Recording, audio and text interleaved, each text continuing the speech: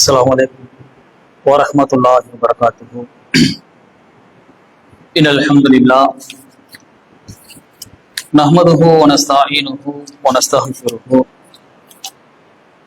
व नऊज़ु बिल्लाहि मिन शुरूरि अनफुसिना व मिन सय्यिआति अअमालिना। मैं यहदिहिल्लाहु फला मुदिल्ल लहु व मैं युद्लिलहु फला हादिय लहु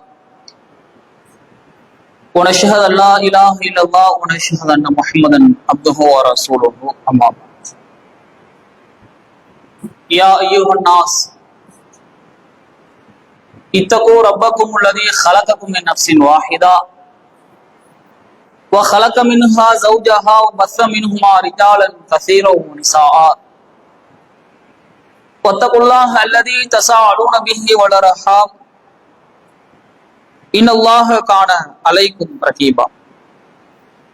या अय्युहल्लज़ीना आमनू इत्तकुल्लाह वक़ूलू क़ौलन सदीदा युस्लिह लकुम अअमालकुम व यग़फिर लकुम ज़ुनूबकुम व मय युतिइल्लाह व रसूलहु फ़क़द फ़ाज़ फ़ौज़न अज़ीमा। या अय्युहल्लज़ीना आमनू इत्तकुल्लाह हक़्क़ तुक़ातिही वला तमूतुन्न इल्ला व अंतुम मुस्लिमून।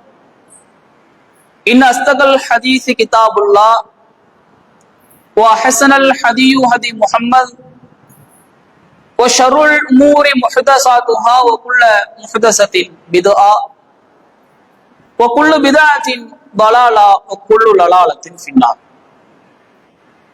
अल्लाहुम्मा सल्लि अला मुहम्मदिन व अला आलि मुहम्मद कमा सल्लैत अला इब्राहीम व अला आलि इब्राहीम इन्नका हमीदुम मजीद। अल्लाहुम्मा बारिक अला मुहम्मदिन व अला आलि मुहम्मद कमा बारकत अला इब्राहीम व अला आलि इब्राहीम इन्नका हमीदुम मजीद। கண்ணியத்திற்குரிய எல்லாம் வல்ல அல்லாஹ்வின் நல்லடியார்களே, இந்த உலகத்திற்கு இறுதி தூதராக அனுப்பப்பட்ட நபிகள் நாயகம் ஸல்லல்லாஹு அலைஹி வஸல்லம் அவர்கள் மீதும் அவருடைய சொல் அங்கீகாரத்தை தம் வாழ்க்கையில் இயன்றவரை பின்பற்றி வாழ்ந்த சத்திய சஹாபாக்கள் மீதும் சஹாபிய பெண்கள் மீதும் தாபின்கள் மீதும் தபா தாபின்கள் மீதும் அல்லாஹ் கடமையாக்கி தந்த ஜும்மாவில் நன்மை எதிர்பார்த்தவர்களாக வந்திருக்கக்கூடிய நம்மவர்கள் அனைவர்கள் மீதும் அந்த ஏக இறைவனின் சாந்தியும் சமாதானமும் நிலவட்டுமாக. அல்லாஹ் ரப்பல் ஆலமீன் இந்த உலகத்தை படைத்து மனித சமுதாயத்திற்கென்று பல்வேறு விதமான போதனைகளையும் அறிவுரைகளையும் நமக்கு நிகழ்த்தி காட்டுகிறான். நம்முடைய வாழ்க்கையெல்லாம் எவ்வாறு இருக்க வேண்டும், எதன் அடிப்படையில் அமைத்துக் கொள்ள வேண்டும் என்று எல்லா விஷயத்திற்குமே அல்லாஹ் ரப்பல் ஆலமீன் தீர்வுகளை நமக்கு சொல்லியிருக்கிறான். அதை ஏற்றாற்போல் தம்முடைய வாழ்க்கைகளை அமைத்துக் கொண்டால் மாத்திரம்தான் இம்மையிலும் சரி நாளை மறுமையிலும் சரி வெற்றி பெற முடியும் என்பதை அல்லாஹ் பல வசனத்தில் சொல்லி காட்டுகிறான்.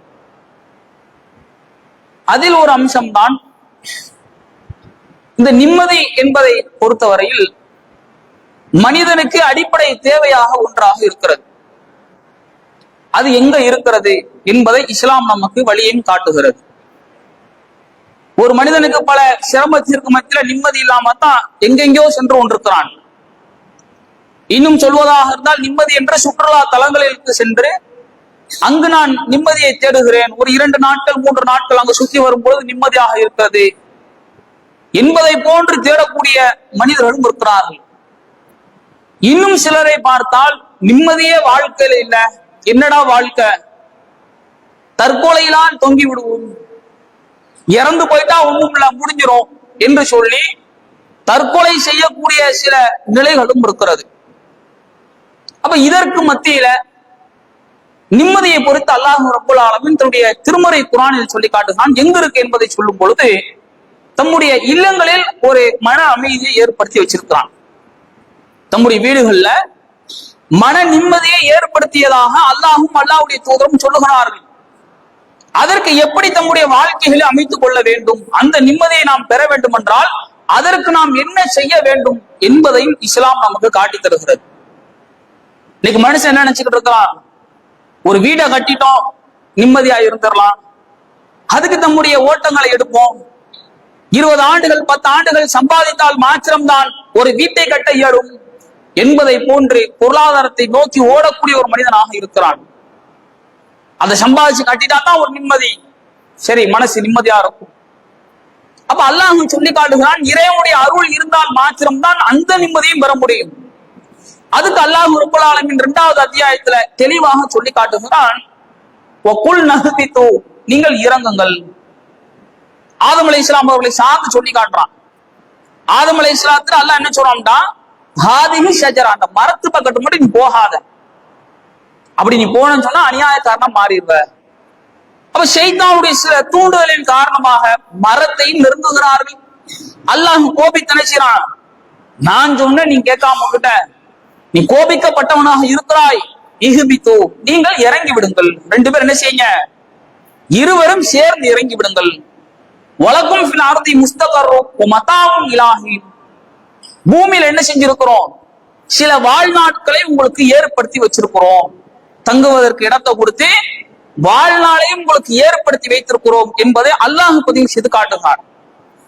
இந்த நிம்மதி என்பது நாம தேடி போவது கிடையாது, அது இறைவனிடமிருந்து வர வேண்டும் என்பதை இந்த ஒரு வசனத்தின் மூலமாக நமக்கு சொல்லி தருகிறான். இப்ப நம்ம என்ன நினைக்கிறோம், நம்ம சம்பாதிச்சுக்கிட்டா நிம்மதி, நம்மள்ட்ட தான் எல்லாம் இருக்குது என்பதை நினைக்கிறோம். இதை தூக்கி எறிய வேண்டும் என்பதற்காகத்தான் இது இறைவனுடைய அருளிலிருந்து வருகிறது, இறைவன் தந்த ஒரு நிம்மதி என்பதை நாம் நினைவில் கூற வேண்டும் என்பதை அல்லாஹ் சொல்லி காட்டுகிறான். இன்னும் அல்லாஹ் ரப்பல் ஆலமீன் தன்னுடைய திருமறை குர்ஆன் சொல்லி காட்டும் பொழுது எந்த இடத்துல இருக்கு என்பதை சொல்லி காட்டுகிறான். 16வது அத்தியாயத்துல 80வது வசனமாக சொல்லி காட்டுகிறான், வல்லாஹு ஜஅல லக்கும் மின் புயூதிக்கும், உங்களுடைய வீடுகளில் மன நிம்மதிகளை ஏற்படுத்தி வச்சிருக்கிறோம் என்பதை அல்லாஹ் சொல்றான். வீடுகள்ல தான் இருக்குது. இந்த நிம்மதிகளுக்காக வேண்டி நாம் எப்படி இருக்க வேண்டும், இது போன்ற ஏராளமான செய்திகள் அதுக்கு அல்லாஹ் சொல்லி காட்டுறான். சும்மா அன்சலல்லாஹு சகீனத்துஹு அலா ரசூலிஹி அலல் முஃமினீன், தன்னுடைய தூதர்கள் மீதும் நம்பிக்கை கொண்டவர்கள் மீதும் அதுல நிம்மதி ஏற்படுத்தி வச்சிருக்கிறோம்.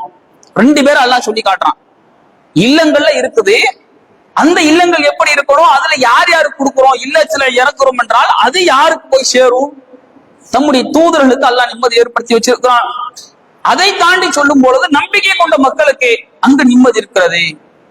இன்னைக்கு நம்பிக்கை கொண்டோம் என்ற பெயரில் பெயரோட இருந்து வாழ்ந்துட்டு போயிட்டு என்ன செய்ய முடியாது, அந்த நிம்மதியை பெற முடியாது. அதுக்கு தம்முடைய வாழ்க்கை எவ்வாறு இருக்க வேண்டும், இல்லத்துல இருக்கிறோம்டா வீட்டுல இருக்கிறோம்டா தம்முடைய வாழ்க்கைகளை எவ்வாறு அமைத்துக் கொள்ள வேண்டும், அதுக்கு இஸ்லாம் ஒரு வழியையும் காட்டுகிறது. இன்னைக்கு அதை தாண்டி தான் பெரும்பாலும் நபர்கள் தம்முடைய வாழ்க்கைகளை அமைத்துக் கொள்றோம். இந்த இல்லங்கள் சார்ந்து அல்லாஹுடைய தூதர் சொல்லும் பொழுது ஒரு உதாரணத்தை ரசூலா சொல்றாங்க. அந்த உயிருள்ள ஒரு இல்லம் என்றால், ஒரு நிம்மதி பெற்ற ஒரு இல்லம் என்றால், எங்கு இறைவனை நினைக்கப்படுகிறதோ அந்த இல்லங்களில் தான் மன நிம்மதி இருக்கிறது. எங்கு இறைவனுடைய நினைவில்லையோ அது எதற்கு சமம், இறந்து போனவனுக்கு சமம். ஒரு உயிரோட உள்ளவன் என்ன செய்வான், தம்முடைய வாழ்க்கைகளை சரியான முறையில் உலகத்தை வாழும் பொழுது எப்படியெல்லாம் வாழ வேண்டுமோ அதன்படி அமைத்துக் கொள்வார்கள். அதுக்கு ரசூலா சொல்றாங்க, வீடுண்டா எப்படி இருக்கணும், இறைவனை நினைவு கூறக்கூடிய ஒரு வீடாக இருக்கணும். அப்படி இருந்தால் மாத்திரம்தான் அது ஒரு உயிர் உள்ளவனுக்கு சமம். உயிருள்ளவன் எப்படி இருக்கிறானோ அதற்கு சமம். நிம்மதியே வரவில்லையா, அதுக்கு நீ இறைவனை நினைவு கூறாமல் இருந்தோம் என்றால் அங்கு மன நிம்மதி கிடைக்காது என்பதையும் அல்லாஹுடைய தூதர் நமக்கு சொல்லுகிறார்கள். இன்னும் அல்லாஹுடைய தூதர் சொல்லி காட்டும் பொழுது நம்ம என்ன நினைச்சுட்டு இருக்கிறோம்டா, இன்னைக்கு சுபஹானல்லாஹ்னு சொன்னா நன்மை பெற்றலாம், அந்த நேரத்துல இறைவனுடைய நிம்மதி பெற்றலாம் என்று சொல்லி இன்னும் சில நபர்கள், இப்படி சில நபர்கள் வாழ்க்கைகளை அமைத்துக் கொள்ளக்கூடிய ஒரு நிலையும் இருக்கிறது. இதை தாண்டி ரசூலுல்லாஹ்வுடைய வாழ்க்கையை அல்லாஹ்வுடைய தூதரை நமக்கு சொல்லித்தராங்க. எப்படி நம்முடைய வாழ்க்கைகளை அமைத்துக் கொள்ள வேண்டும் என்றால் ரசூலுல்லாஹ்வுடைய வாழ்க்கையை சொல்றாங்க. இப்ப இறைவனை நினைவு கூறுவது சம்பந்தமாக ஆயிஷா ரலியல்லாஹு அன்ஹா அவங்க அறிவிக்கக்கூடிய சில செய்திகளை பார்க்கும் பொழுது எந்த அளவுக்கு இருக்கிறாங்கண்டா, வீட்டுல இருக்கும் பொழுது குர்ஆனோட தான் இருப்பார்கள். இந்த குர்ஆன் ஓதுவது சம்பந்தமாக இறைவன் சொல்லி காட்டுறான். அதுல எவ்வளவு நன்மை இருக்கிறது, எப்படிப்பட்ட சில நன்மைகள் எல்லாம் பெற்றுக்கொள்ளலாம் என்பதை அல்லாஹ்வுடைய தூதர் நமக்கு சொல்லித்தராங்க. இதுல ஆயிஷா ரலி சொல்லும் பொழுது மன நிம்மதியோட வாழ்றாங்கல்ல, இதுக்கு அந்த செய்தி பதிவு செய்யப்படும். எப்படின்னா ரசூலுல்லாஹ்வுடைய வாழ்க்கையில எப்படி இருக்கும்னா, அந்த வீட்டுல இருக்கும் பொழுது குர்ஆனோடையே அமைத்துக் கொள்வார்கள். இப்ப யோசித்து பாருங்க, இந்த இடத்துல மன நிம்மதி இருக்கு. ஆனா அல்லாஹ் சொல்றான், அலா பி திக்ரில்லாஹி தத்மஇன்னுல் குலூப், அறிந்து கொள்ளுங்கள், அல்லாஹ்வுடைய நினைவால் தான் உங்களுக்கு மன நிம்மதி இருக்கிறது. ரசூலுல்லாஹ் இல்லத்துல இருக்கும்போது தேடுறாங்க, மன நிம்மதியை தேடுறாங்க. ரசூலுல்லாஹ்வுடைய வாழ்க்கை எப்படி இருந்துச்சு? இன்னைக்கு எந்த பொருளாதாரத்தை நோக்கி ஓடுகிறோமோ எதற்காக வேண்டி? நிம்மதியாக இருக்க வேண்டும், தம்முடைய பிள்ளைகள் ஏதேனும் கஷ்டப்பட்டு விடக் கூடாது என்பதற்காக வேண்டி எப்படி தம்முடைய வாழ்க்கையில் அமைத்துக் கொள்றோமோ, எதை நோக்கி ஓடிக்கொண்டிருக்கிறோமோ அதற்கு மாற்றமாகத்தான் ரசூலுல்லாஹ்வுடைய வாழ்க்கை இருந்தது. ஆடம்பரமான வீடு இல்ல, உண்ணுவதற்கு உணவு கிடையாது, எவ்வளவு சிரமப்பட்டார்கள். ஆயிஷா அவங்கள்ட்ட போய் கேட்கிறாங்க, நீங்க சாப்பாடு என்ன சாப்பிடுவீங்க? பேரித்தம்பளமும் தண்ணீரையும் தவிர வீட்டுல வேற உணவு கிடையாது, 3 மாத காலம் அடுப்பு எரியவில்லை. அப்ப நிம்மதியா வாழ்க்கையை கழிச்சிருக்கிறாங்களே. எப்படி கழிச்சாங்க? சாப்பிடுவதற்கு உணவு இல்ல, சரியா தங்குவதற்கு வீடு இருக்காது. ரசூலுல்லாஹ்வுடைய வாழ்க்கை எடுத்துக்கொண்டா இன்றைக்கு நம்முடைய வாழ்க்கைக்கெல்லாம் மாற்றமாக இருந்தது. பேரித்தம்பளத்துடைய அந்த ஓலை இருக்குத, அதுல படுத்து கிடப்பாங்க ரசூலுல்லாஹ். அது வெள்ளை கலர்ல இருக்கும் பொழுது எந்திரிச்சு உட்கார்ந்தாங்கன்னா அதுடைய அச்சுகள் எல்லாம் பதிவு செய்யப்பட்டிருக்கும்.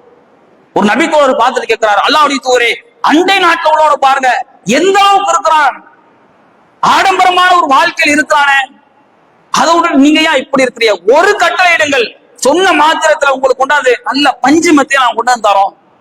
அப்ப ரசூலுல்லாஹ் சொல்றாங்க, எப்ப இது நமக்கு தேவையில்லை, நான் ஒரு வழிபோக்கன், இன்றைக்கு இந்த உலகத்தில் இருக்கிறேன் என்றால் நாளை இதம் மறைத்து விடலாம், நாளை மறுமை நாள்ல போய் அல்லாஹ்விடத்தில் நான் பெற்றுக் கொள்கிறேன் என்று சொல்லி அல்லாஹ்வுடைய தூதர் சொல்றாங்க.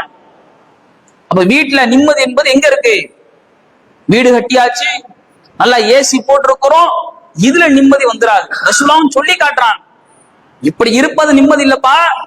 இவ்வளவையும் ரசூலுல்லாஹ் நமக்கு ஒரு வாழ்க்கை ஒரு பாடமாக இருக்கிறது என்றால், சாப்பிடுவதற்கு உணவோ தங்குவதற்கு வீடோ எதுவுமே இல்லை, அப்படி இருந்தாலும் நிம்மதியாக இருக்கார் என்றால் அதற்கு அடிப்படை காரணம் அல்லாஹ்வை நினைவு கூர்ந்தவர்களாகவே இருப்பார்கள்.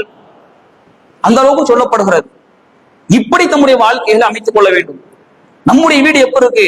அதுக்கு மாற்றமாக அடுத்தவங்களை பத்தி புறம் பேசணுமா? 4 பெண்கள் சேர்ந்து விட்டார்கள் என்றால் அவர்களை பத்தி பேசக்கூடியதாகத்தான் இருக்கிறது. குர்ஆன் ஹதீஸ் பேச மாட்டாங்க. வீடுகள்ல போய் பாருங்க, குர்ஆன் ஹதீஸ் பேசக்கூடிய வீடுகள் நம்முடைய ஊர்களில் எத்தனை இருக்கும்? குறைந்த அளவு தான். அதை பேசினால எப்ப அங்கிட்டு போய் பாருமா, ஓ ஹதீஸ கொண்டு போய் அப்புறமாட்டி சொல்லு, கேட்பதற்கு வேற ஆள் இருப்பாங்க, அவரிடத்துல போய் சொல்லு. இப்படி சொல்லக்கூடிய ஒரு நிலையாகத்தான் இருக்குது. டிவி 24 மணி நேரம் ஓடிக்கிட்டு இருக்கு, அப்புறம் எங்க நிம்மதி வரும்? யோசித்து பாருங்க. முழுக்க முழுக்க ஷைத்தானை வீட்டுல உட்கார வச்சுட்டோம்டா, அது ஓடிக்கிட்டே இருக்கும் பொழுது நமக்கு மன நிம்மதி இருக்குமா? ஒண்ணு இருக்காது. அடுத்தவனை பத்தி புறம் பேசுறதுல அதுல உட்கார்ந்து மணிக்கணக்கா பேசுறோம், நிம்மதியை பெற்ற முடியுமா? அது இருக்காது. பிரச்சனைகள் வந்து கொண்டே தான் இருக்கும். கணவன் மூலமாக மற்ற விஷயங்களின் மூலமாக இப்படி ஒவ்வொரு வழியிலையும் ஷைத்தான் பிரச்சனையை கொண்டு தூண்டி கொண்டே இருப்பான். காரணம் என்ன? எப்படியாவது இவனை நிம்மதி இல்லாதவனாக ஆக்கிவிடலாம், ஆக்கிவிட்டால் அவனுடைய இறுதி நிலை தற்கொலையாக சென்று விட முடியும் என்பதற்காக இது போன்ற ஒரு நிகழ்வுகளை ஷைத்தான் ஊக்குவான். அப்ப இறை நினைப்பு இல்லை என்றால் அந்த இடத்துல நிம்மதி இருக்காது. அதுக்கு ஒரு சான்று இருக்குன்னா ஒரு வாரம் தான் இருக்கும். வீட்டுல சில பிரச்சனை, நிம்மதி இல்லை, ஷைத்தான் என்ன செஞ்சுட்டான், அவனுக்கு நிம்மதியை கொடுக்கல. சில பிரச்சனையின் காரணமாக போறான், மதுக்கடையில போய் ஒரே ஒரு பாட்டில் தான், சரக்கு அடிச்சு முடிச்ச உடனே என்ன செய்யறோம்னு தெரியல, வீட்டுல உள்ள கஷ்டம், நிம்மதி இல்ல வாழ்க்கையில. ஒரே ஒரு மதுவின் மூலமாக என்ன ஆயிடுச்சு, இறுதியில பார்த்தா ரொம்ப பெரிய வயசுல 24 வயசு வாலிபன் சரக்கு அடிக்கிறான், தற்கொலையில் தொங்கி விடுகிறான். அவருடைய வாழ்க்கை அவ்வளவுதான், நரகமாக மாறிவிட்டது. அப்ப யோசித்து பாருங்கள். இதை விட்டு நாம் பாதுகாப்பு பெற வேண்டும் என்றால் குர்ஆன் ஹதீஸோட தம்முடைய வாழ்க்கையை அமைத்துக் கொண்டிருந்தோம் என்றால் அந்த உயிரும் தப்பி இருக்குமா இல்லையா? அப்ப இதுக்குதான் ரசூலுல்லாஹ் சொன்னாங்க, உங்களுடைய வாழ்க்கையில குர்ஆனை ஏற்படுத்துங்கள். நோன்பு காலம் வந்துட்டா அதுல ஓதக்கூடியவனாக இருக்கிறோம். ரமலான் காலத்துல பார்த்தா குர்ஆனை ஓதக்கூடிய ஒரு நிலையாக இருந்தது. ரமலான் முடிந்து விட்டது என்றால் அதை தூக்கி ஓரம் கட்டிட்டு அடுத்த வருஷம் எடுக்கிறோம். 11 மாதம் லீவ் விட்டுரும் அந்த குர்ஆனுக்கு. அப்ப மன நிம்மதி வேண்டும் என்றால் இறைவனுடைய நினைப்பு வர வேண்டும். இதை தாண்டி இன்னும் சில செய்திகளை சொன்னாங்க. அல்லாஹ்வுடைய தூதர் சொல்லும் பொழுது உங்களுடைய வீடுகளுக்கு நுழையும் பொழுது எப்படி நுழையணும் அதை பத்தி அல்லாஹ்வுடைய தூதர் நமக்கு ஒரு சில செய்திகளை சொல்றாங்க. இன்னைக்கு நம்ம பெரும்பாலும் என்ன செய்வது கிடையாது, எப்படி நுழைய வேண்டும் என்பதை கடைபிடிக்காதவர்களாகத்தான் ஏதோ சும்மா நம்முடைய வீடு தானே நம்ம பாட்டு போயிடுவோம் என்று வீடுகளுக்கு செல்லக்கூடிய சில நபர்களும் இருக்கிறோம். இதை குறித்து அல்லாஹ்வுடைய தூதர் சொல்லும் பொழுது ஷைத்தான் கூடவே இருப்பான், அப்படி நுழையாதீங்க, அல்லாஹ் தன்னுடைய திருமறை குர்ஆன்ல சொல்றான், ஃபைதா தகல்தும், நீங்கள் வீடுகளுக்குள் நுழைவதாக இருந்தால், புயூத்தன், வீடுகளுக்குள் நுழைவதாக இருந்தால், ஃபசல்லிமு, ஸலாம் சொல்லிட்டு வீட்டுக்குள்ள நுழைங்க. ஏன்னா அதுக்கு ஒரு உதாரணம் சொல்றாங்க, ரெண்டு விஷயத்தை சொல்றாங்க ரசூலா. ஒண்ணு, சலாம் சொல்லியவர்களாக உள்ளே நுழையுங்கள். இரண்டாவது, பிஸ்மில்லா என்று சொல்லிட்டு நீங்க வீட்டுக்குள்ள போங்க. ரெண்டு செய்தியும் சொல்றாங்க. இது ரெண்டே நம்ம சொல்லிட்டு தான் நுழைய வேண்டும். அப்படி இருந்தா தான் அங்க போய் ஒரு நிம்மதி இருக்கும். நம்ம வீட்டு உள்ளக போறோம்னு வைங்க, சலாம் சொல்லல, ஏன்னா மன அமைதியை சொல்லிட்டு போனமாக்கும், மன நிம்மதியோட உள்ள நுழைஞ்சிடலாம். இது ரெண்டையுமே சொல்லாம போயிட்டோமாக்கும், வீட்டுல மூன்றாவது யார் இருக்கான், ஷைத்தான் இருப்பதாக ரசூலா சொன்னாங்க. அப்ப அதன் அடிப்படையில் ரசூலா அது தெளிவா விளக்கியே சொல்றாங்க. நீங்க வீட்டு உள்ளக போகும்பொழுது ரெண்டுமே சொல்லலன்னு வைங்க, ஷைத்தான் உங்க கூடயே வருவான். அந்த நேரத்துல ஷைத்தான்ல ஒரு ஷைத்தான் சொல்லுவானா, உங்களுக்கு இவன் சலாம் சொல்லாமல் நுழைந்து விட்டார், பிஸ்மில்லா சொல்லாமல் நுழைந்து விட்டார், எனவே என்ன இருக்கு இந்த வீட்டுல, உங்களுக்கு தங்குமிடம் இருக்கிறது, அதே போன்று உண்ணுவதற்கு உணவும் இருக்கிறது என்பதை ஒரு ஷைத்தான் சொல்லுவானா. ஷைத்தானுக்கு வழி கொடுத்துட்டோம்டா அப்ப நம்முடைய நிலை என்ன ஆகும்? ஷைத்தானை கூட வச்சுக்கிட்டு இருந்தோமா நிம்மதியா இருந்துடலாமா? அது இருக்காது. ரெண்டுமே சொல்லாம உள்ளக்கு நுழைஞ்சிட்டோம். இன்னைக்கு அதனாலதான் பல பிரச்சனைகள். வீட்டு உள்ளக போனா கணவன் இடத்துல ஏதும் சின்ன பிரச்சனை, மணியின் மூலமாக பிரச்சனை, இது மாதிரி ஒவ்வொரு நபரும் திருமணம் ஆகுதும் சரி, குடும்பத்தாகவும் சரி, எல்லாம் நம்ம பார்த்திருப்போம். அப்ப இது மாதிரி பிரச்சனை வராம இருக்கணும், நீ வீட்டுல போனாலும் ஒரு மன அமைதியோட இருக்க வேண்டும் என்றால், அதற்கு நிம்மதியாக இருக்க வேண்டும் என்றால், சலாத்தை சொல்லிவிட்டு நுழையுங்கள். அல்லாஹ்வுடைய தூதர் ஒரு அழகான ஒரு வழிமுறையை சொன்னான். இந்த ஒரு வழிமுறையை நாம் கடைபிடித்தோம் என்றால் குடும்பத்துல சில பிரச்சனைகள் வராது. அப்ப இதை கையாள வேண்டும். அடுத்ததாக இன்னும் அல்லாஹ்வுடைய தூதர் சொல்லும் பொழுது மன்னரைகளை குறித்து சொன்னாங்க. இந்த மன்னரைகளை சார்ந்து சொல்லும் பொழுது என்ன சொல்றாங்கன்னா, உங்களுடைய வீடுகள்ல மன்னரைகளாக மாற்றி விடாதீர்கள். அதுக்கு ரெண்டு சில வழிமுறைகளையும் சொல்றாங்க. ஷைத்தான் என்ன செய்வான்டா, வீடுகள் இருக்கும் பொழுது அல் பக்ரா இந்த சூரா பத்தி சொன்னாங்க. ஷைத்தானை நீங்க விரட்டணும்னா நீங்க என்ன செய்யுங்க, ஏன்னா வீட்டுல ஒடி பொந்து இருப்பான். இப்படிப்பட்ட ஒரு ஷைத்தானை நீங்கள் விரட்ட வேண்டும் என்றால் அதற்கு அல்லாஹ்வுடைய தூதர் ஒரு அழகான ஒரு வழிகாட்டுதலை சொல்றாங்க. அல் பக்ரா என்ற சூறாவை நீங்கள் ஓதி வாருங்கள். ஓதி வரும் பொழுது ஷைத்தான் விட்டு விரண்டு ஓடி விடுகிறான். இப்ப நம்ம ஓதுறோம்னா ஷைத்தான் குடியிருந்துகிட்டே இருப்பான், நம்முடைய வாழ்க்கையில நிம்மதியே இருக்காது. எந்த இடத்துல இறைவன் நிம்மதி இருக்கிறான் என்று சொல்லி நமக்காக பதிவு செய்து காட்டுறானோ அந்த இடத்துல நிம்மதி இருக்காது. அதுக்கு ரசூலா சொன்னாங்க, நீங்கள் அல் பக்ரா அத்தியாயத்தை ஓதி வாருங்கள், நிம்மதியாக இருக்கலாம். அப்ப இந்த ஒரு விஷயத்த நம்ம ஓதக்கூடியவர்கள் எத்தனை பேர் இருக்குமா யோசித்து பாருங்கள். அல் பக்ராவை இன்றைக்காவது எடுத்து ஓதி இருப்போமா? சரி, ஓதான் தெரியல, ஓத தெரிந்தவர்கள் இருப்பாங்க நம்முடைய குடும்பத்துல, ஒரு ஆள் கூட இருக்க மாட்டாங்க, அவரிடத்துல சொல்லலாம். சரி, யாருமே இல்ல, அதற்கு கற்றுக்கொள்வதற்காக முயற்சி எடுத்து போறோமா குர்ஆனை ஓதுவதற்கு? அதுவும் கிடையாது. அப்ப இப்படி இருக்கிறனால தான் பல பிரச்சனைகள் ஏற்படுகிறது. இஸ்லாம் அழகான ஒரு வழிகாட்டுதல் சொல்லுது, நீ ஷைத்தானை விரட்டுவதற்கான ஒரு வழியாக இருக்கிறது, இதை நீங்கள் கையாண்டு கொள்ளுங்கள். அப்ப இந்த ஒரு வழிமுறையை அல் பக்ரா என்ற அத்தியாயம் போதுதான் ஷைத்தான் விரண்டு ஓடுகிறானா, அதை ஓதுவதற்கு அதிக முயற்சி செய்ய வேண்டும், ஓதி வர வேண்டும். இன்னும் அல்லாஹ்வுடைய தூதர் சொன்னார்கள், மன்னர் என்று சொன்னார்கள். எந்த வீடு மன்னர் என்றால், எங்கு இறைவனை நினைவு கூறவில்லையோ அந்த வீடுகள் மன்னரைகளாக இருக்கிறது. அதுக்காண்டி சில வழிமுறைகளும் சொன்னாங்க. குர்ஆனை ஓதி வர சொல்றாங்க, அல்லாஹ்வை அதிகமாக நினைக்க சொல்லுகிறார்கள். ரசூலுல்லாஹ்வுடைய வாழ்க்கை எடுத்துக்கொண்டா அதை ஆயிஷா அறிவிக்கிறாங்க. நான் உறங்கி கொண்டிருப்பேன், எந்த அளவுக்கு வணக்க வழிபாடுல சரியாக இருந்தாங்க, வணக்கத்தை நிறைவேற்றினார்கள் என்பதற்கு ஆயிஷா சொல்றாங்க. நான் உறங்கி கொண்டிருப்பேன், இந்த நேரத்தில் ரசூலுல்லாஹ் இரவு நேரத்தில் தஹஜ்ஜுடைய தொழுகை தொழுது கொண்டிருப்பார்கள். எந்திரிச்ச உடனே தஹஜ்ஜுத் தொழுகும் பொழுது அவங்க சஜ்ஜிதா செய்யலாம். அப்ப ரசூலுல்லாஹ் சஜ்ஜிதா செய்ய வேண்டும் என்றால் ஆயிஷா அவங்க காலை குத்தி அவங்க மடக்கிக்குவாங்க. அப்பொழுதுதான் ரசூலுல்லாஹ் சஜ்ஜிதா செய்வாங்க. அவ்வளவு ஒரு சின்ன வீடு தான். அப்ப இது மாதிரி அல்லாஹ்வுடைய தூதர் இரவு நேரத்துல தஹஜ்ஜுத் தொழுது கொண்டிருப்பார்கள், வணக்க வழிபாடு சார்ந்து சொன்னாங்க. இன்னும் அல்லாஹ்வுடைய தூதர் சொல்லும் பொழுது, நீங்கள் கடமை அல்லாத சுன்னத்தான தொழுகைகளை வீடுகளில் தொழுவது சிறந்தது. ஆண்களுக்கு கொடுத்து ரசூலுல்லாஹ் சொன்னாங்க, ஃபர்லான தொழுகையை பள்ளியில தொழுவணும், இது கடமை.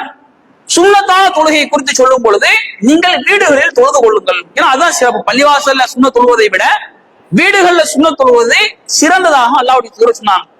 அப்ப இந்த மாதிரி தொழுகையை சார்ந்து சொல்லும் பொழுது ஆயிஷா அவங்களை குறித்து சொல்றாங்க, சுன்னத்தான தொழுகை தானே தஹஜ்ஜுத், அல்லாஹ் கேள்வி கேட்க மாட்டான். இதை தொழுதுகிட்டு இருக்கும் பொழுது ஆயிஷா என்ன செய்வாங்களாம், ரசூலுல்லாஹ் எழுப்பி விட்டு ரெண்டு பேரும் சேர்ந்து தொழுவாங்களாம். அப்ப இது மாதிரி யோசித்து பாருங்கள். என்றைக்காவது நம்முடைய வாழ்க்கையில, ஏன்னா ஆயிஷா என்ன செய்யல, சாப்பாடு இல்ல, மனுஷனுடைய நிலைப்பாடு எப்படி இருக்கும், ரொம்ப சிரமத்திற்கு மத்தியில தான் சின்ன வீடு தான், உண்ணுவதற்கு உணவு இல்லை. அப்ப அவ்வளவு சிரமத்திற்கு மத்தியிலும் மன அமைதியோடு இருக்கிறாங்களே. நம்முடைய வீடுகளை யோசித்து பாருங்க, இப்படி இருப்பாங்களா? சாப்பாடு கொடுக்கலாம், எங்க அம்மா வீட்டுக்கு போறேன், அஸ்ஸலாமு அலைக்கும் போயிட்டு வாதான் சொல்லிடுவாங்க. தங்குவதற்கு சின்ன வீடா, நீ எப்போ வீடு கட்டி அப்ப கூட்டிட்டு வா. இது மாதிரி எத்தனையோ பிரச்சனைகளை பார்த்திருப்போம். அப்ப ஆயிஷா அவங்க கூட மன அமைதியோட நிம்மதியோட வந்திருக்கிறாங்களே. எப்படி? 2 பேரும் சேர்ந்து தொழுது இருக்கிறாங்க. சுன்னத்தான வணக்க வழிபாடுதான், அதை நிறைவேற்றி இருக்கிறார்கள். இப்ப வந்திருக்கக்கூடிய ஒரு நம்ம யோசிப்போம், மத்தவங்களை விட்டுருவோம். வந்திருக்கக்கூடிய நாம் என்றைக்காவது நம்முடைய குடும்பத்தை சேர்ந்து சுன்னத்தான தொழுகைகளை வீடுகளை தொழுதிருப்போமா? யோசித்து பாருங்க. ஒரு சில பேர் தொழுவாங்க. எந்த நேரத்தில் தொழுவாங்க? திருமணமான புதுசுல ஒரு 2 வாரம் அல்லது 1 வாரம் தக்குவா அடிச்சு செய்வாங்க, இன்னைக்கு 2 பேரும் சேர்ந்து தஹஜ்ஜுத் தொழுவோம், இப்படி தொழுவார்கள். அது எத்தனை நாள்? அந்த 1 வாரம். அதோட அந்த சுன்னத் தொழுகை முடிஞ்சிருச்சு. இவர் தொழுவ மாட்டாரு, ஃபஜருக்கு போக மாட்டாரு, மனைவி சேர்ந்து தூங்கக்கூடிய ஒரு நிலையாகலாம் இருக்கும். அப்ப இப்படி இருந்தோம் என்றா மன நிம்மதி கிடையாது. ரசூலுல்லாஹ் சொன்னாங்களே, நீங்க வீட்டு உலக போகும்போது ஷைத்தானை விரட்டிட்டு போங்கண்டு. அப்படி விரட்டிட்டு போனால் மாத்திரம் என்ன செய்ய முடியும்? அந்த ஃபஜ்ருடைய நேரத்துல ரசூலுல்லாஹ் சொன்னாங்களே, ஃபஜ்ருடைய நேரத்துல ஷைத்தான் உட்கார்ந்துருப்பான், தலைமாட்டுல உட்கார்ந்து என்ன செய்வான், இன்னும் நேரம் இருக்குது, கொஞ்ச நேரம் தூங்க என்று தடவி கொடுப்பான். அப்ப அந்த ஷைத்தானை விரட்டிட்டு போனாதான் அந்த ஃபஜ்ருடைய தொழுகைக்கு நம்ம செல்ல முடியும், சுன்னத்தான வணக்க வழிபாடுகளையும் செய்ய முடியும். அப்ப அதை கருத்துல கொண்டு தம்முடைய வாழ்க்கைகள்ல இது போன்ற நிம்மதிகளை இஸ்லாம் நமக்கு தெளிவாக வலியுறுத்தி காட்டுகிறது என்றால், இன்னும் ஏராளமான செய்திகள் எப்படியெல்லாம் நிம்மதியாக இருக்க முடியும் என்பதை அல்லாஹ்வுடைய தூதர் நமக்கு காட்டித் தருகிறார்கள். அதன் அடிப்படையில தம்முடைய வாழ்க்கைகளை அமைத்துக் கொண்டு புறம் பேசுவதை தூக்கி எறிந்து விடணும். வட்டி வாங்கணும்னு சொன்னா அந்த வீட்டுல விளங்கவே செய்யாது. அப்ப வட்டி வாங்குறது நம்முடைய வாழ்க்கை இருந்துடக்கூடாது. அடுத்தவனை பத்தி உம்ரா செஞ்சுட்டு ஹஜ் செஞ்சுட்டு வந்துருவாங்க, அடுத்த நாள் மீட்டிங் என்ன, அதுல புறம் பேசுறது. அப்ப இது மாதிரி புறம் பேசுறது, அவதூறு சொல்வது, தேவையற்ற பேச்சுக்கள், டிவி ஓடுவது, இது மாதிரி எல்லாம் தம்முடைய வாழ்க்கை இருந்துச்சுன்னா அங்கு நிம்மதி இருக்காது. இறைவனுடைய நினைவால் தான் நிம்மதி இருக்கிறது என்பதை அல்லாஹும் அல்லாஹ்வுடைய தூதரும் சொல்லி காட்டுகிறார்கள். அதன் அடிப்படையில நம்முடைய இல்லத்தை ஒரு இறை நினைவோடு இருந்தோம் என்றால் மன நிம்மதியை பெறலாம். அப்படிப்பட்ட ஒரு பாக்கியத்தையும் வல்ல இறைவன் நம் அனைவருக்கும் தருவானாக. வாஹிரு தஅவானா அல்ஹம்துலில்லாஹி ரப்பில் ஆலமீன். அஸ்ஸலாமு அலைக்கும் வரஹ்மத்துல்லாஹி வபரகாத்துஹு.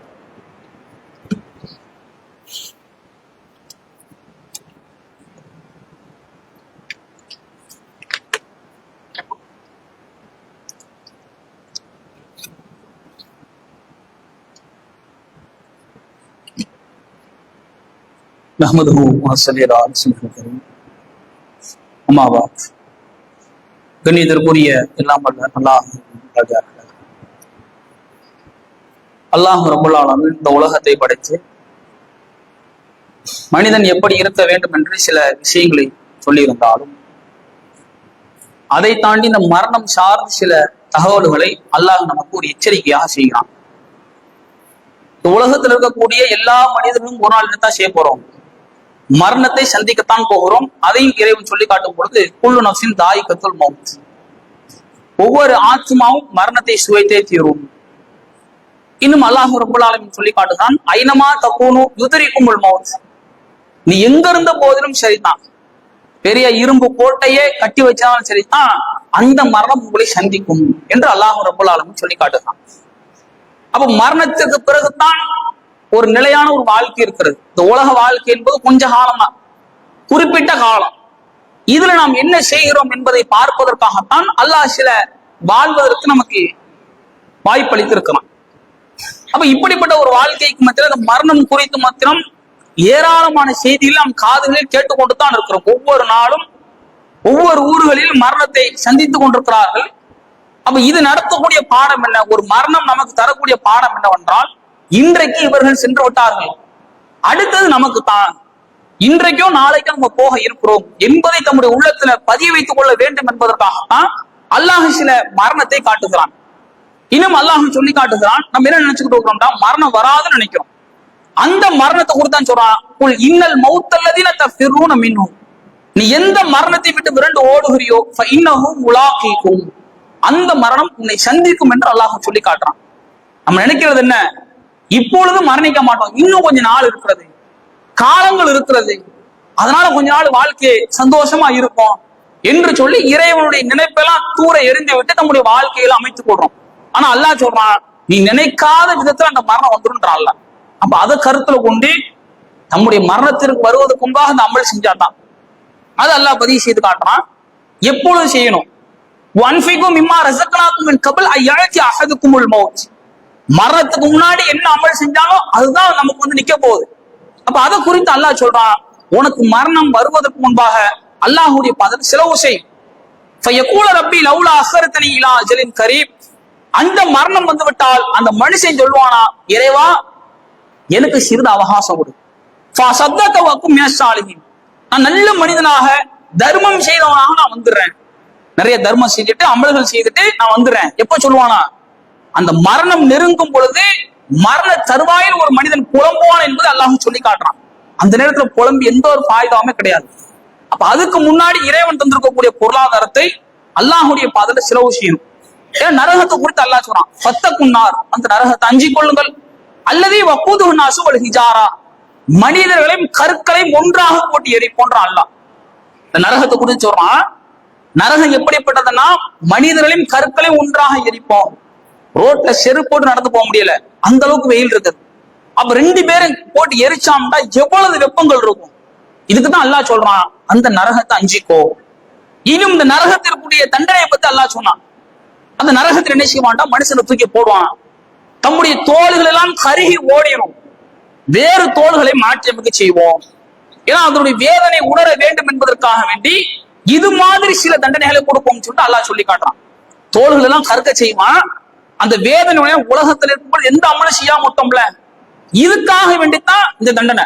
ஏன்னா எல்லா அறிவுரையும் சொல்லி இப்படித்தான் உன் வாழ்க்கை இருக்கணும் எல்லாத்தையும் சொல்லி இருக்கிறான். அது எல்லாத்தையும் புறக்கணித்துட்டு உலக வாழ்க்கையில வாழ்ந்தோம்ல, இப்படிப்பட்ட நபர்களுக்கு அல்லாஹ் சொல்லி காட்டும் பொழுது அவருடைய தோள்கள் எல்லாம் கருக செய்வோம், வேறு தோள்களை மாற்றி அமைக்க செய்து அவனுடைய வேதனையை தொடர செய்வோம் என்று அல்லாஹ் சொல்றான். தோளம் கறி ஓடி போய் திரும்ப மாற்றி அமைக்க செய்வான். இன்னும் அல்லாஹ் சொன்னான், இந்த நரகத்துல போய் கடந்தோம்னா செம்புகள் இருக்க இரும்பு, இத காய்ச்சி தம்முடைய மேலுகள்ல சூடு போடப்படும். இது மாதிரி தண்டனை ஏராளமா சொல்லி காட்டுறான். இது நம்ம பாக்குற 2, 3 தான். செம்புகளை பழுக்க காய்ச்சி ஊத்திட்டாலும் நம்ம நிலை என்ன யோசித்து பாருங்க. ஒரு சின்ன தோசைகளை சுட்டா கூட, தோசை கரண்டி சுட்டா கூட நம்மளால நினைச்ச முடியல, தாங்க முடியாது. ஒரு சுடுதண்ணி டம்ளரை தூக்கிட்டா அதுல கை வேக்காடு வேதனை, அதை தாங்க முடியாது. அப்ப இப்படி இருக்கும் பொழுது அந்த இரும்புகள் எல்லாம் காய்ச்சி தம்முடைய மேல்களில் ஊற்றப்படும் என்று அல்லாஹ் சொல்றான். இது ஒரு தண்டனை. இது மாதிரி ஏராளமான தண்டனைகள். நரகத்துல போய் கிடக்கும்போது தண்ணீர் கேட்பான்ல, அதுக்கு அல்லாஹ் சொல்றான், லா யதூகுன ஃபீஹா பர்த வலா ஷராபா இல்லா ஹமீம வ கஸ்ஸாகா. அங்கு சீலும் சலத்தையும் தவிர எதுவும் கொடுக்கப்படாது. நரகத்துல போய் கடந்து தண்ணி கேட்பான, கதறுவானா, யா அல்லாஹ் எனக்கு தண்ணீரை கொடு என்று சொல்லும் பொழுது அந்த நரகவாதி கொடுக்கப்படும் என்னது, இன்னைக்கு எதை அருகுறுப்பாக கருதுகிறோமோ அப்படிப்பட்ட சலத்தை அவனுக்கு கொடுக்கப்படும். சலத்துக்கு தருவான், அந்த குடிண்டு. நெருப்பு எரிந்து கொண்டிருக்கும், வெப்பத்தின் காரணமாக இறைவா எனக்கு ஆடையை தான் என்று கேட்பான். அப்ப அல்லாஹ் சொல்லி காட்டுறான், நெருப்பால நான் ஆடையை தூக்கி கொடுங்க, அவனுக்கு என்ன அமல் செஞ்சான். இன்னும் அந்த அல்லாஹ் ரப்பல் ஆலமீன் அந்த மனுஷனை பத்தி சொல்லும் பொழுது, யாழை தனி குந்து துராபா, அந்த வேதனையெல்லாம் கண்டுபிடி சொல்லுவானா, நான் மண்ணோட மண்ணா மக்கி போயிருக்க கூடாதா, உலகத்துல இருந்தேனே, இதை பூமியில் அடக்கம் செய்தார்களே, அடக்கம் செய்தோடு எப்படி மண்ணோட மண்ணாக மக்கி போயிருந்தேனோ அதே போன்று போயிருந்தால் இந்த வேதனையெல்லாம் நான் தாங்கிக் கொள்ளாமல் இருந்திருப்பேனே என்று சொல்லி அந்த நேரத்தில் ஒரு மனிதன் புலம்பான் என்பதையும் சொல்றான். அப்ப அதுக்கு முன்னாடி சேர்த்துக்கிட்டாதான். இது மாதிரி கடுமையான தண்டனைகள் என்பது ஏராளமாக இருக்கிறது. அப்ப இப்படிப்பட்ட நரக வேதனையிலிருந்து நாம் பாதுகாப்பு பெற வேண்டும் என்றால் அதற்கான ஒரு வழிமுறை தான் இஸ்லாம் நமக்கு காட்டி தருகிறது. தர்மத்தை நீங்கள் செய்யுங்கள். அது எப்படிப்பட்ட தர்மம், நிலையான தர்மத்தை குறித்து அல்லாஹ்வுடைய தூதர் சொன்னாங்க. நரகத்திலிருந்து நாம் விடுவித்துக் கொள்ள வேண்டும் என்றால் அதுக்கு தர்மங்கள் செய்யணும். எப்ப தஷத்தகு, நீங்கள் தர்மம் செய்து கொள்ளுங்கள் மரணம் வருவதற்கு முன்பாக. அதுக்கு ரசூலுல்லாஹ் சொல்றாங்க, யார் இறைவனை வணங்க வேண்டும் என்பதற்காக வேண்டி ஒரு பள்ளி கட்டுமானத்திற்காக வேண்டி பொருளாதாரத்தை கொடுத்து உதவி செய்கிறாரோ அவருக்கு சொர்க்கத்துல ஒரு மாளிகையை அல்லாஹ் கட்டி தருவதாக வாக்குறுதி அளிக்கிறான் சொல்லி ரசூலுல்லாஹ் சொல்றாங்க. சொர்க்கத்துல ஒரு வீடு கன்ஃபார்ம் கிடைச்சு போயிடும். அப்ப அதுக்கு அல்லாஹ்வுடைய திருமுகத்தை நாடி பள்ளிவாசல் கொடுத்தோம்னா இந்த ஒரு வாய்ப்பு நமக்கு இருக்குது. அப்ப அதை கருத்துல கொண்டு பள்ளிவாசல் சார்ந்து அதுல ஏராளமான நன்மைகள், ஒன்றே ஒரு மாளிகை நமக்கு வந்துடும். அதனால ரசூலுல்லாஹ் சொல்லும்போது ஒரு ஷார்ட் அளவுக்கு இடம் கிடைப்பது என்பது மறுமை நாள்ல இந்த வானத்தையும் பூமியோட சிறந்தது. உலகத்துல வாழ வேண்டும், ஒரு வீடு கட்டுவதற்காகத்தான் பல நாள் கஷ்டப்படுறோம், பல நாள் துன்பப்பட்டு தம்முடைய வேர்வையை சிந்தி அதை கஷ்டப்பட்டு சம்பாதித்து ஒரு வீடை வாங்குறோம். அந்த வீட்டை நிலையா இருந்துருவோமா, அதிகபட்சம் ஒரு 100 வருஷம் வாழுவோம், அதோட மௌத்தா போயிருவோம். அது நிலையானது இல்லை. அப்ப நிலையாக இருக்கக்கூடிய அந்த சொர்க்கத்திற்காக வேண்டி அல்லாஹ்வுடைய தூதர் சொன்னார்கள், நீங்கள் மறுமை நாள்ல ஒரு வீட்டை பெற வேண்டும் என்றால் அதுக்கு உலகத்தில் இருக்கும் பொழுது பள்ளிவாசல் கட்டுமானத்திற்காக வேண்டி வாரி வழங்குங்கள், பொருளாதாரத்தை கொடுத்து உதவி செய்யுங்கள் என்று அல்லாஹ்வுடைய தூதர் சொன்னாங்க. இன்னும் அதுல நடக்கக்கூடிய சில நன்மைகள், மதரசா நடக்கும், சின்ன பிள்ளைங்களாம் ஓத வருவாங்க, அதன் மூலம் நமக்கு நன்மை கிடைக்கும். அதுல எவ்வளவு மக்கள் தொழுக வருகிறார்களோ அந்த நன்மை நமக்கு எக்ஸ்ட்ரா கிடைக்கும். இது மாதிரி ஏராளமான நன்மைகள் வந்து கொண்டே இருக்கும். பள்ளிவாசல் சார்ந்து சொல்வதாக இருந்தால் மதரசா ஓதக்கூடிய பிள்ளைகள் அங்க என்னென்ன பயான் நடக்குதோ, நன்மையான காரியங்கள் எதுவெல்லாம் நடக்கிறதோ, இது போன்ற அத்துணை நன்மைகளும் நமக்கு வந்து கொண்டே இருக்கும். அந்த ஒரு அடிப்படையில தான் திண்டுக்கல் மாவட்டத்திலிருந்து நத்தம் கிளையின் சார்பாக நம்முடைய ஊரை நாடி வந்திருக்கிறான். பொருளாதாரத்தை பல கஷ்டத்திற்கு மத்தியில சிரமத்திற்கு மத்தியில தான் அந்த பள்ளியை கட்டுறாங்க. ஏன் நம்ம ஊர்ல எவ்வளவு நாள் கஷ்டப்பட்டு இந்த பள்ளிவாசல கட்டணும் என்பது எல்லாருக்கும் தெரியும்.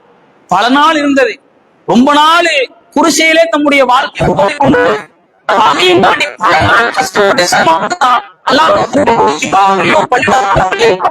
இதே மாதிரிதான் அந்த சகோதரர் நினைச்சாங்க, கஷ்டப்பட்டு கொண்டிருக்கிறார்கள். எப்படியாவது ஒரு இறை இல்லத்தை கட்டிடணும். ஏன்னா ஒரு வாடகையில இருந்தோம்னா அதுக்கான சிரமம் தெரியும்ல, அவங்க திடீர்னு காலி பண்ண சொல்லுவாங்க. இது மாதிரி பல நெருக்கடிகள் இருக்கும். அப்ப அதுக்கு மத்தியில நாமும் ஒரு இடத்தை வாங்கி ஒரு பள்ளிவாசல் இறைவனுடைய இல்லத்தை கட்டிவிட வேண்டும் என்ற ஒரு நோக்கத்திற்காக வேண்டி நம்மை நாடி, நமது ஊரை நாடி அந்த சகோதரர்கள் வந்திருக்கிறார்கள். தர்மம் சார்ந்து நமக்கு எல்லா செய்தியும் தெரியும். ஏன்னா ஒரு சின்ன பேரித்தம்பளத்தின் துண்டளவுக்கு தர்மம் செய்வது என்பது ஒரு குதிரைக்குட்டி எப்படி வளருமோ அதே போன்ற அதனுடைய நன்மை மலையளவுக்கு வந்து நிற்கும் என்பதை அல்லாஹ்வுடைய தூதர் சொன்னாங்க. இன்னும் சில செய்திகள்ல சஹாபிய பெண்களை எல்லாம் பார்க்கும் பொழுது நரகத்துல நீங்க தான் அதிகமா கிடந்தீங்கன்னு சொன்ன மாத்திரத்துல தங்கத்தை எல்லாம் கழட்டி எறிந்தார்கள். இது என்ன உலகம் என்று சொல்லி அவர் சொர்க்கத்தில் இன்பத்திற்காக அதிகமான வாரி வழங்கினார்கள். அதன் அடிப்படையில் உலகம் என்பது நிலையானது இல்லை என்பதை தம்முடைய உள்ளத்தில் ஆழமாக பதித்துக் கொண்டு மறுமைதான் ஒரு நிலையான ஒரு வாழ்க்கையாக இருக்கிறது. அப்படிப்பட்ட ஒரு வாழ்க்கைக்காக அல்லாஹ் கேட்கிறான், கத்தமத்தில் இருக்காது. மறுமைக்காக வேண்டி ஒவ்வொருவரும் என்ன சேர்த்து வச்சிருக்கிறோம் என்று அல்லாஹ் நம்மை பார்த்து ஒரு கேள்வியாக கேட்கிறான். இது ஒரு வாய்ப்பாக இருக்கிறது. அதன் காரணமாக அதிகமான பொருளாதாரத்தை கொடுத்து எடுத்து வந்திருக்கக்கூடிய சகோதரர்கள் கொடுங்க. எடுத்துட்டு வராத சகோதரர்கள் இன்றைய தினம் நம்முடைய பள்ளி நிர்வாகத்தை தொடர்பு கொண்டு கொடுத்தோம் என்றால் அந்த கிளையின் சார்பாக அவரிடத்தில் ஒப்படைத்து விடலாம்.